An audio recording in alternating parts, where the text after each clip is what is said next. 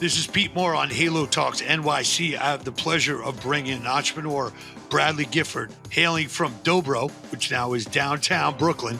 He's going to talk about his pivot from being a digital marketer to a healthy food provider to our Halo sector. So, Bradley, welcome to the show.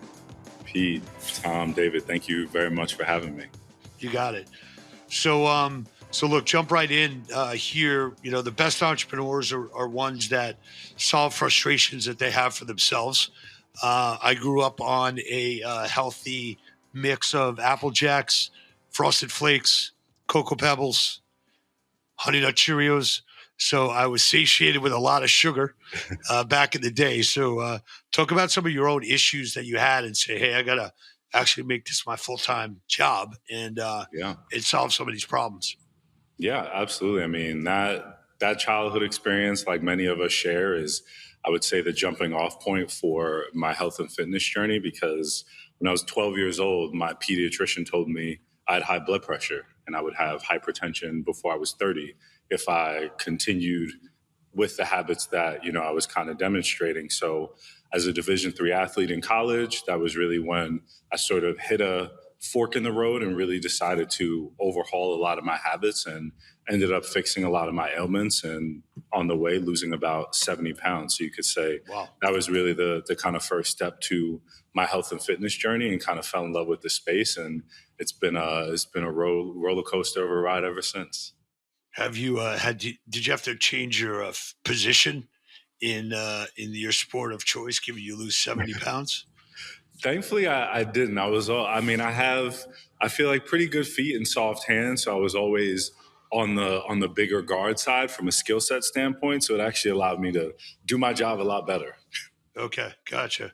Yeah, my passion is catching footballs, and I still have 4 years of eligibility at age 52. So I'll send you some videos of some catches I used to make. Probably not going to get an NIL deal anytime soon. If Ohio State needs a walk-on, then I'll tell them who to call. Ohio State up and down, wherever I can find a spot, I'll go. But you kind of talk a lot in your in your bios here of like the processed foods and the things that most kids are exposed to. Yeah. Even some of the things that are healthy are really not healthy. I kind of want to go after the people that determine what the serving sizes are of some of these snacks that you buy, at the airport, where you think you're buying, a trail mix, but the trail mix has, 10 serving sizes, and nobody folds that thing up 9 times. So, you get like 100 grams of sugar, and you kind of didn't even know it.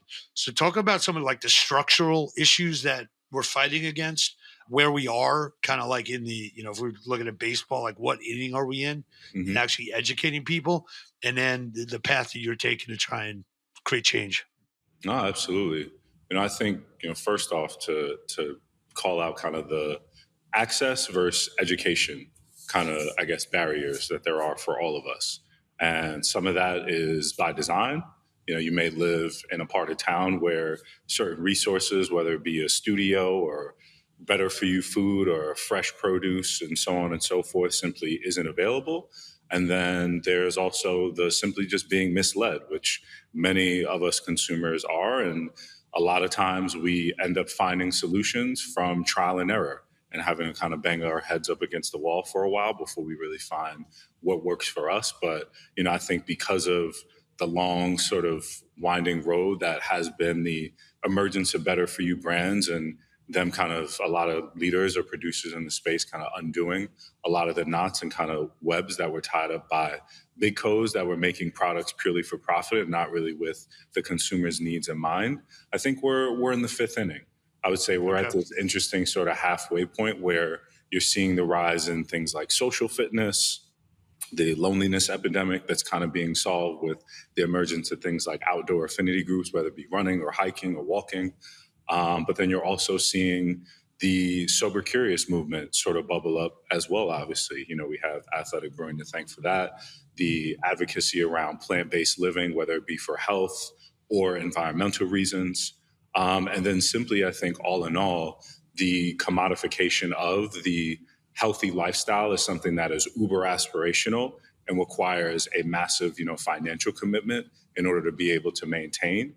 It's making a lot of us sort of lean on each other, and I would say call on what our community leaders are providing to be able to make some of these resources or information just a bit more digestible, for lack of a better word, no pun intended, but to make it something that isn't seen as just something that is a lifestyle for a specific group of people, but a lifestyle we can live by simply adopting a certain type of ideals as well as habits. When you started the company, and for everyone here, Spoonful dot life, and started mostly with breakfast and oatmeal. When entrepreneurs have a passion for doing something, they feel like conviction, and hey, I'm going to devote my life to this. Sometimes they don't say like, hey, there's alternatives out there, and I could just buy these products. What was kind of the inflection point, or like the turning point for you to say like, yeah, I might be able to go buy XYZ brand, but like I want to do it my way, and it solved frustrations for me. And I know that there are a lot of people similar to me, and Hmm. therefore I'm going to be an entrepreneur, in the food industry, instead of me, basically just changing my habits and, buying certain other brands that might fulfill what I'm trying to fulfill.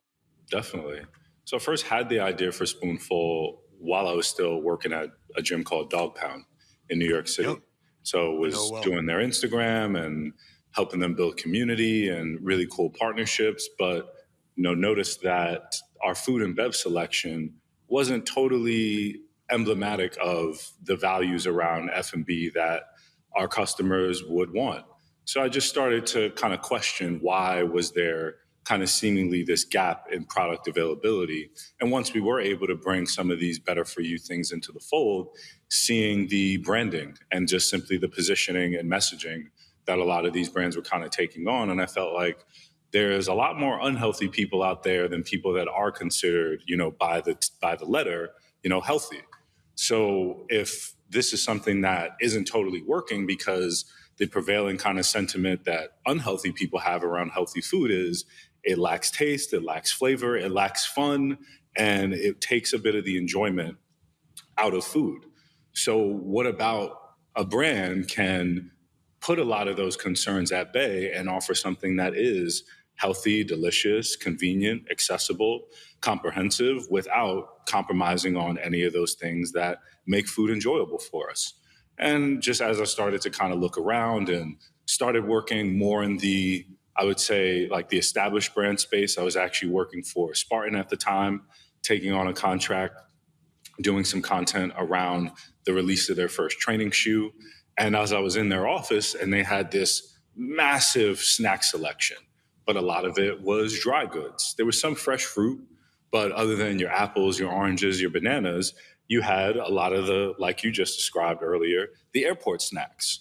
So I felt like even in this uber performance oriented kind of professional atmosphere, there isn't a lot of thought around freshness.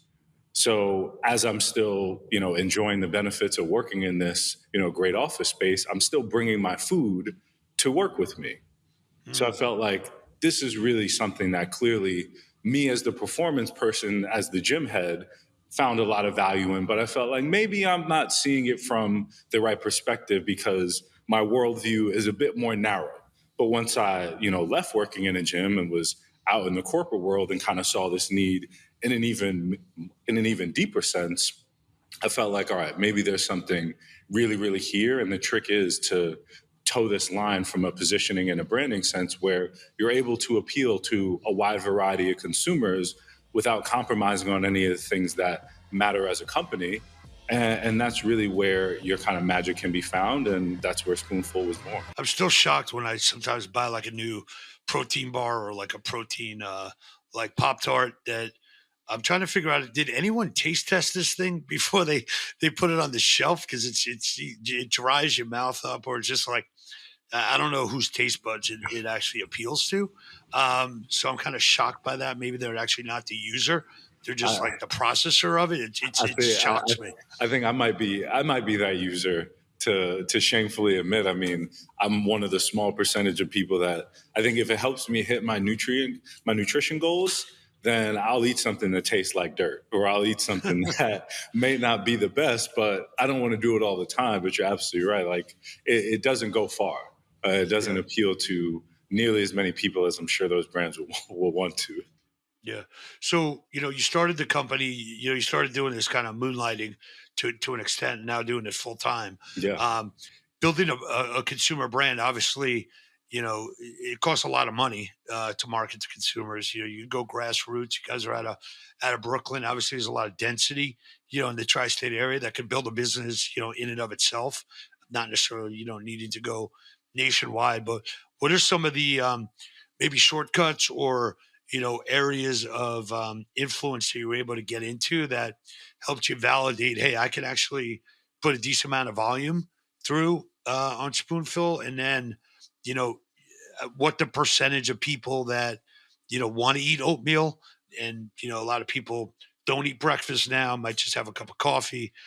So how did you kind of think about your entry point, Hmm. and then how do you spend as an early stage company, your money wisely to get the brand out there? Yeah, yeah. No, second part is amazing question. We could go all day about it. But the Yeah, first part is I thought about all the moments that I've been in between work and home, needed something fresh, and thought about where do I go buy those things. But to take it a step further, I thought about where can I go buy those things that my competition wouldn't be. Because mm, I think about your coffee shops, your smoothie bar, your juice bar, some specialty grocers if they're niche enough. But I looked at places that had an amazing reputation in the community because I felt like I want to be seen as favorably as the places that people go and buy my product are, and I'm able to achieve that through some sort of similar kind of association that doesn't really happen with grocery stores unless you're Erewhon, for example. But right. that loyalty to your bagel place, to your coffee shop, you go in there, you get the same thing, the people know who you are, and some of your identity or even your friendships might be cultivated or built around you frequenting this place of business. So I felt like because of who I knew would take to a product like Spoonful and just, had a gut feeling, I looked at all the cafes that had that type of affinity in their community and then just looked at places that had very limited food and beverage selections. I thought it was going to be incredibly capital intensive to go into a grocery store shelf and do all the marketing and promotions and demoing around my product that I would have to do to get people to notice versus I can just drop this thing off, merchandise it thoughtfully, and it sells.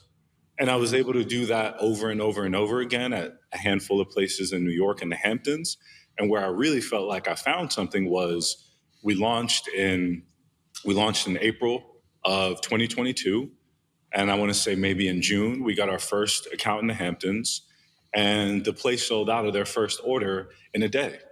And that place was actually charging, I want to say maybe $2 to $3 more per unit than any other place that was carrying Spoonful at the time. So I felt like not only is the product selling because it's meeting a need for people, but it's also something that clearly, when positioned right and sold in the right place, people are willing to pay far above the category average for.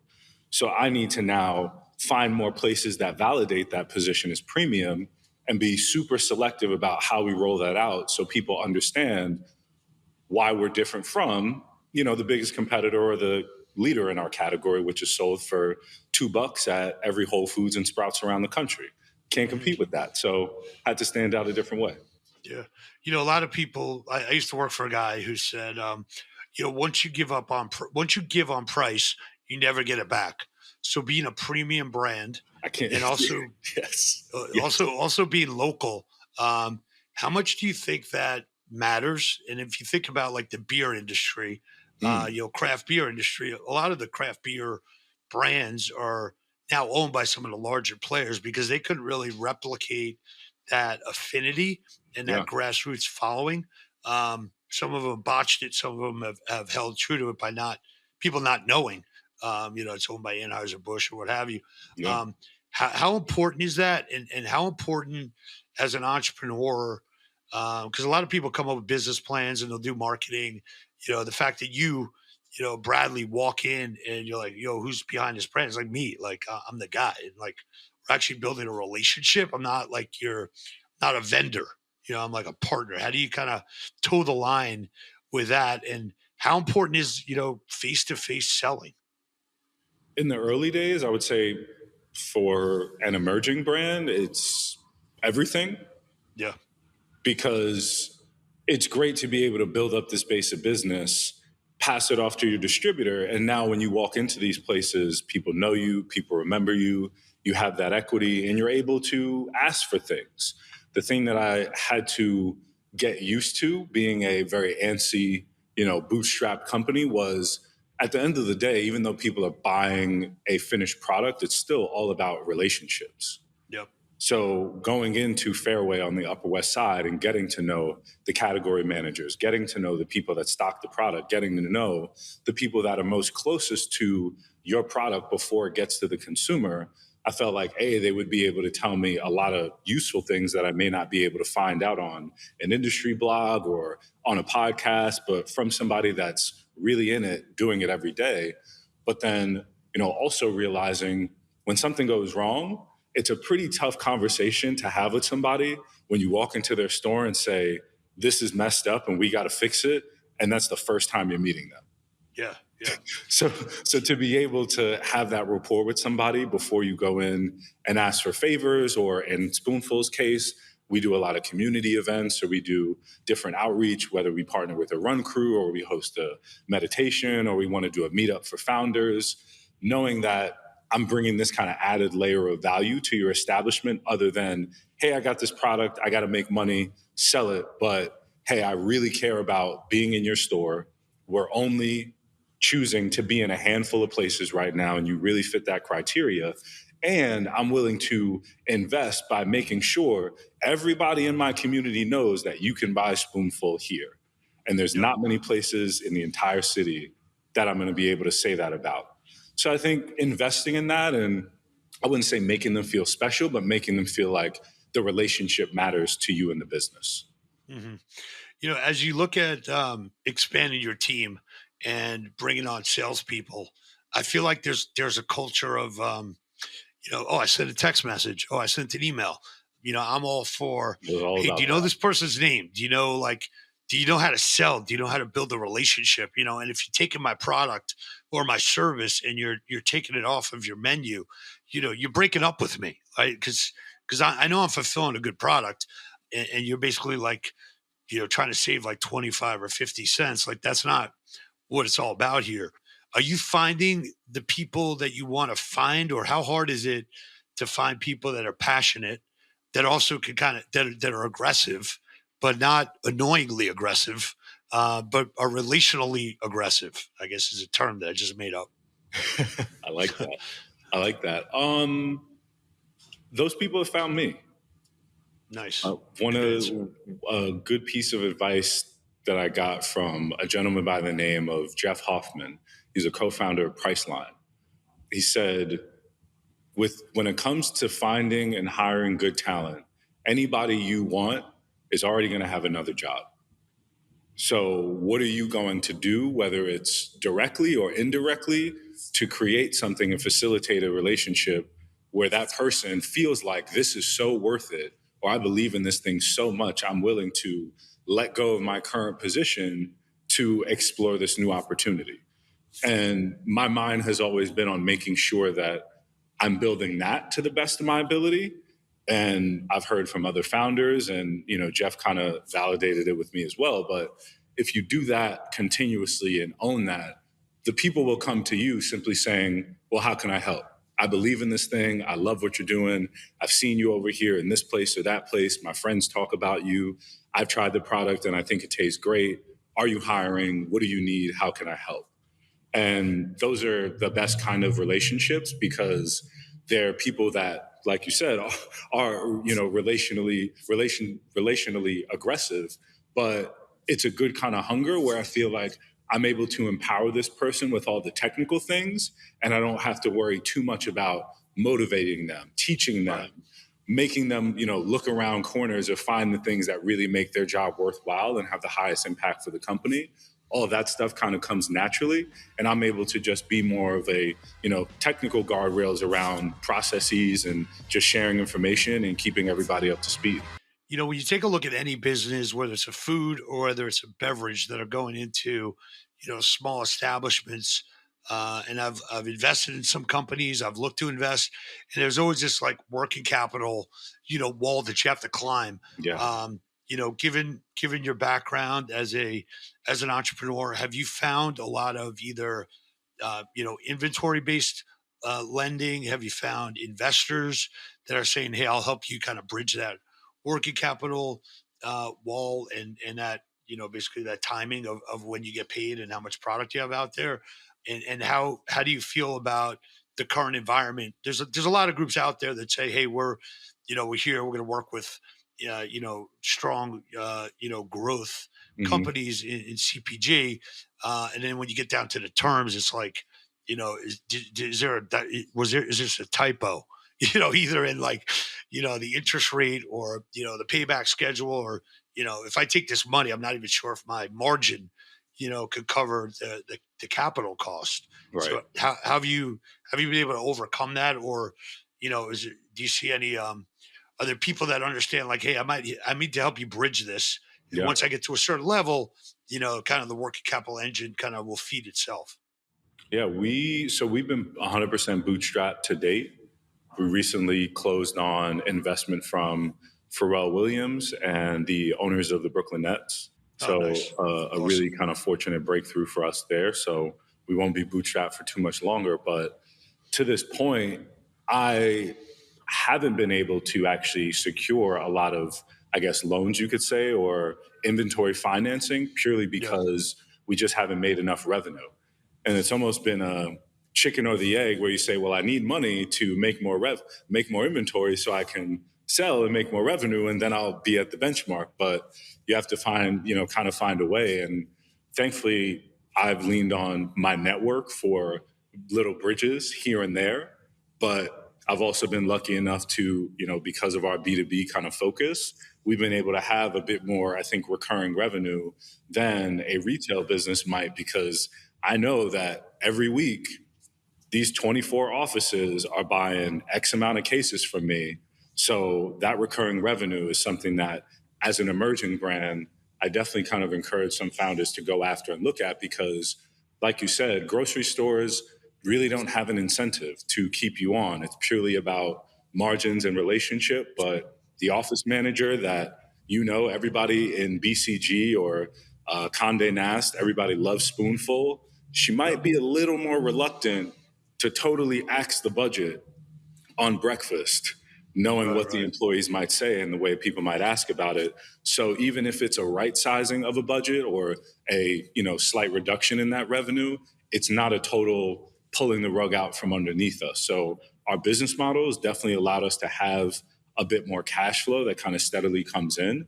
But we've definitely had to sacrifice on scale to be bootstrapped and simply just pass up on a lot of opportunities to get in new doors because of everything you described in terms of whether it be the payback schedule, the lack of manpower to think, if we go into this account, do we have the boots on the ground to guarantee that velocity and ensure that sell through? If we don't, how Mm. much is it going to cost? Can we afford it?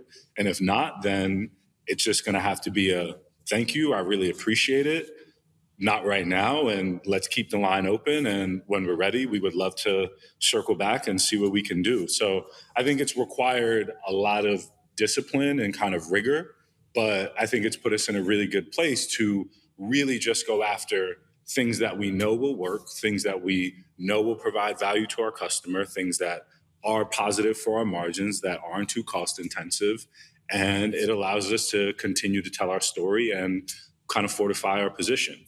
And those Awesome. are the kind of filters that we've run through, aside from how many doors can this bring us in, or what's the size of this PO, and a lot of other things that maybe top line get founders super excited. But then 6 months from then, we kind of look up and say, shit, was this the right idea? Yeah. Yeah. Well, congrats on what you built. Sounds like you've done it very methodically.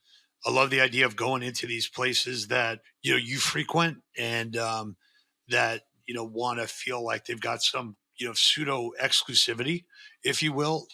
And when this podcast launches, we'll do a big pitch to some of the office, the building managers and the companies that should know about this, and try and get you Thank you. some more distribution. And before you do any deals with any health clubs or cafes, let's ping me, please. I'll tell you if that's a good idea or not.